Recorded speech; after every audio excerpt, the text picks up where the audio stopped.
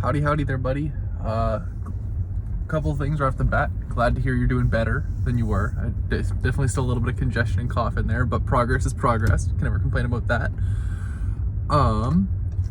Status update. League still uninstalled, but this is like a really wild thing I've noticed. I feel it's almost like I feel less productive.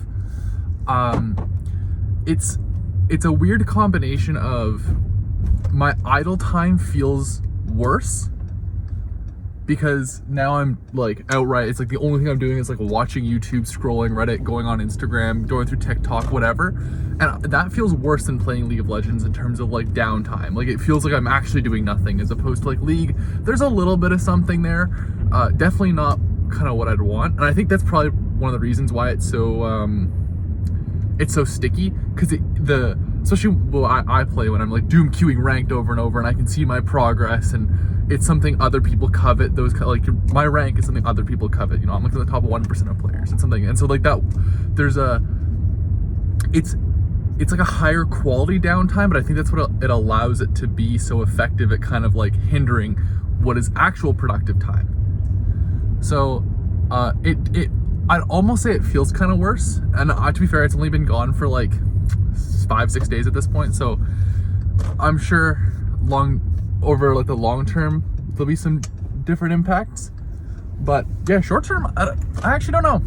Probably still a net positive, but I've become a lot more so on that statement, because I haven't yet been able to like fill it yet with something, because I was playing too much, but it was never such a problem. Like I was always able to do the productive things I needed to do, and so it's not like it's now just like my time that I'd spent on League is now being kind of used on less productive things, with like a little bit of like maybe my patience at like the gym. Like I'll spend more time at the gym now, which is kind of good, and I've been putting a little bit more effort into classes, but it's pretty marginal. It's pretty marginal what advancements I have made productivity wise. So, you know, I'm not sure about that. The AI ethics stuff, this is awesome. You know me, I love my high level questions. I also feel, you know, qualified to talk about it because I'm the son of someone who's been working on an ethics board for a decade. So I can see the effects in the auxiliary stuff, and I have a pretty good understanding, and obviously tech. And the other nice thing is I appreciate, like, holistically, this is kind of, I'm jumping around a lot. I just watched your video again after you released it. And so you were right about the database management. That was kind of my initial thing. It turns out I just like all of like information technology. Programming is really fun. Database and data science is really interesting. Networking is like if the first two are 10 out of 10, this one's like an 8 out of 10. Still pretty good. I could probably get into it pretty hard. But like the holistic view of it, and then AI is awesome. AI is really cool. And so it's more of a holistic thing, but I think that actually goes in favor of like, well, ChatGPT and like AI models, and I guess AI is probably closest to big data, especially the current stuff. I was watching the Lex Fridman podcast with Sam Altman, who's the CEO of OpenAI. Very interesting watch. It's a few weeks old at this point, but I hard recommend, because the considerations they're making and what the stuff they're thinking about, really cool. And you were talking about what stage of the bell curve we're on. I think we're at like that the peak, or not the peak, the very bottom of the mountain. We've started climbing. We have the momentum now. The social pressure is there because people are seeing what it can do.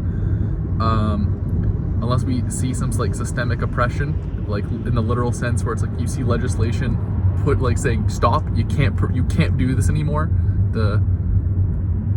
It'd be the equivalent of like digital book burning, I guess, in terms of saying like, hey, you literally cannot go and continue to develop this stuff. I think we're at the very start. I think this thing is going to explode, especially as you know, technology does, it compounds on itself. So there will be, I'm guessing,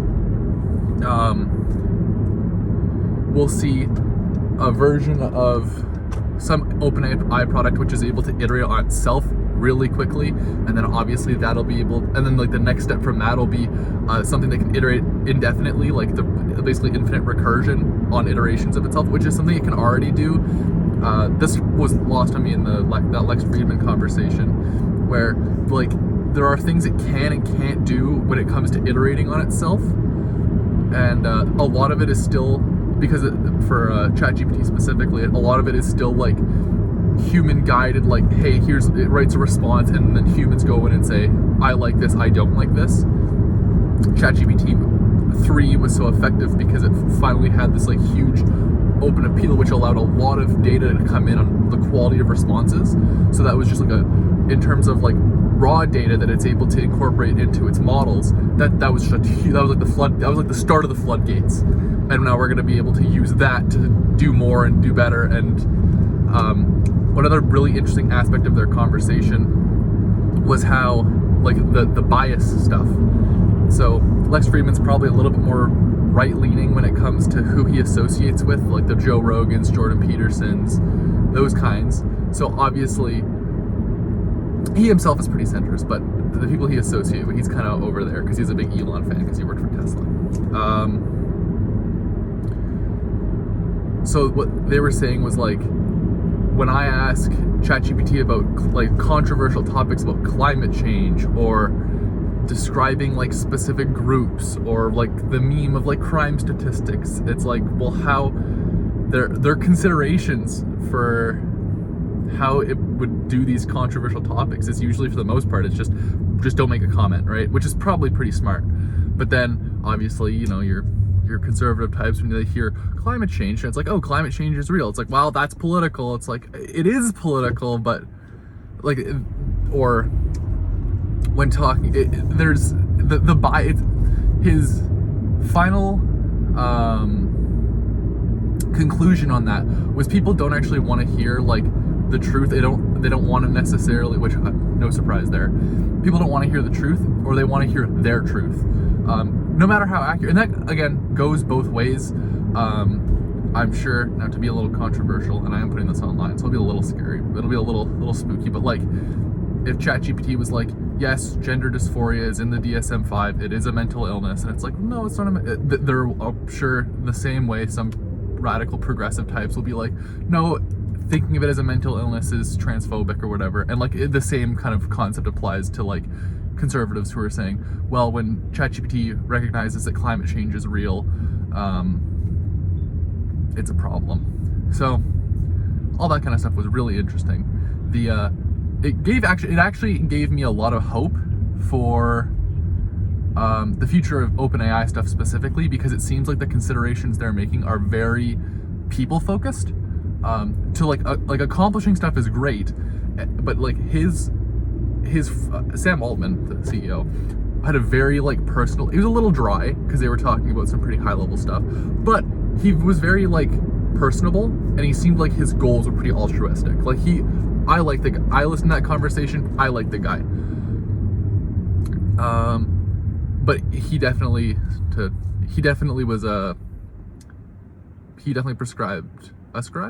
subscribed to the belief that we're at the very beginning. This is ChatGPT 8 is going to be, or like whatever, several iterations down the line, it's just going to be this like all-encompassing, like the singularity will get hit. We're not even we're getting there, but we're not even close to like the really interesting ramp up.